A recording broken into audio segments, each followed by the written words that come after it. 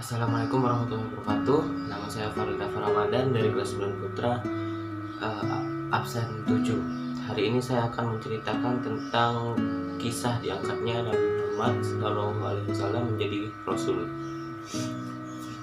Saat genap berusia 40 tahun, Nabi Muhammad SAW dipenuhi kegusaran. Rasulullah gelisah karena melihat sikap kaumnya yang semakin jahiliyah atau zaman kebodohan. Dalam konsep Islam, jahiliyah berarti masa di mana penduduk dalam ketidaktahuan saat manusia bertindak tidak sesuai dengan ajaran agama. Saat itu, Nabi Muhammad menerima wahyu pertama dan turunnya Al-Quran untuk pertama kali, yang dikenal dengan Nuzulul Quran.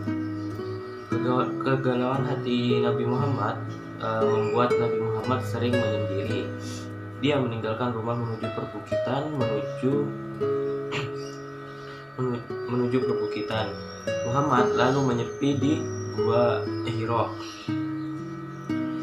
Di dalam Gua Hira tersebut, Rasulullah beribadah dan berdoa sesuai ajaran agama yang menyembah Allah Subhanahu wa taala. Pada suatu hari, tepatnya 17 Ramadan, bertepatan 6 Agustus 610 Masehi, datang malaikat Jibril untuk menyampaikan wahyu pertama. Malaikat Jibril berkata, "Bacalah." Lalu jawab Rasul adalah, "Aku tidak bisa membaca."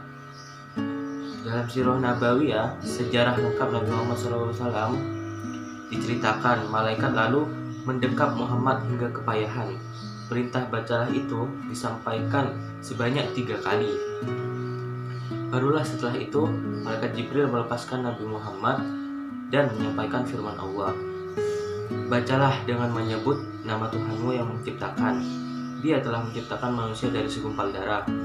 Bacalah, dan Tuhanmu lah yang maha mulia, yang mengajar manusia dengan pena. Dia mengajar manusia apa yang tidak diketahuinya," kata malaikat Jibril. Wahyu pertama ini terdapat dalam surat Al-Alaq ayat 1-5.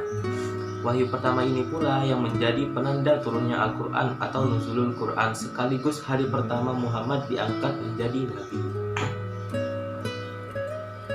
Setelah menerima wahyu itu, Rasulullah pulang ke rumah dengan ketakutan. Setibanya di rumah, Rasulullah meminta sang istri Khadijah untuk menyelimutinya. Selimuti aku, aku sangat takut," kata Rasulullah. Khadijah dengan cepat melaksanakan permintaan itu dan bertanya mengapa Rasulullah terlihat sangat ketakutan. Khadijah lalu membantu untuk menenangkan Rasulullah. Dia sudah tahu bahwa Muhammad merupakan orang pilihan Allah yang akan diangkat menjadi nabi.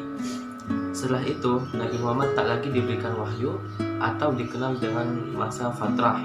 Baru setelah 40 hari turun wahyu keduanya. "Hai orang yang berkumpul atau berselimut, bangunlah, lalu berilah peringatan dan agungkanlah Tuhanmu, dan bersihkanlah pakaianmu, dan tinggalkan segala perbuatan yang keji, dan janganlah kamu memberi dengan maksud memperoleh balasan yang lebih banyak, dan karena Tuhanmu bersabarlah," kata malaikat kepada Muhammad. Wahyu kedua ini terdapat dalam Al-Mudaththir ayat 1-7. Khadijah menjadi orang pertama yang beriman kepada Allah.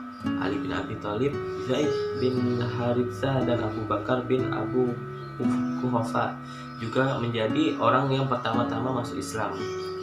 Sejak saat ini, Al-Quran turun secara bertahap di Makkah yang dikenal dengan ayat Makkiyah, dan setelah Rasulullah hijrah ke Madinah dikenal dengan ayat Madaniyah. Hingga wahyu yang terakhir turun adalah surat Al-Maidah ayat 3, saat Nabi Muhammad melakukan haji wada atau haji terakhir di padang Arafah. Wahyu-wahyu itu kemudian disusun menjadi Al-Quran yang dijaga oleh Allah. Mungkin sampai situ saja kisah tentang diangkatnya Rasulullah menjadi seorang nabi atau rasul. Kurang lebihnya saya minta maaf. Terima kasih. Wassalamualaikum warahmatullahi wabarakatuh.